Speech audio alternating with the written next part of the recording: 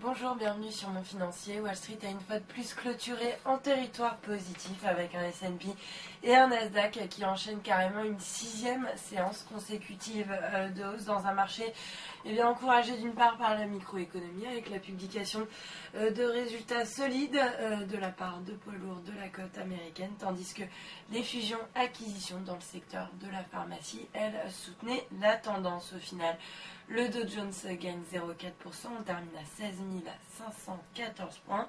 Le S&P 500 de son côté s'adjuge 0,4% à 1879 points, tandis que le Nasdaq Composite de son côté bondit carrément de 0,97% pour terminer à 4161 points. En Asie, en revanche, l'indice PMI flash a confirmé la faiblesse actuelle de l'activité en s'inscrivant donc en légère hausse à 48,3 points donc au mois d'avril contre un niveau de 48 points en mars. Donc le signe finalement est bien que la contraction s'est poursuivie en Chine au mois d'avril, mais l'indice remonte quand même un petit peu la pente, de quoi redonner un petit peu d'enthousiasme au marché. Au final, le Nikkei gagne quand même 1,09% à 14 546 points. Ailleurs, Hong Kong perd 0,94%, Shanghai recule également de 0,41%, alors que Séoul cède pratiquement 1%. Enfin, Sydney, de son côté, parvient à terminer dans le vert avec un gain de 0,7%. Et puis du côté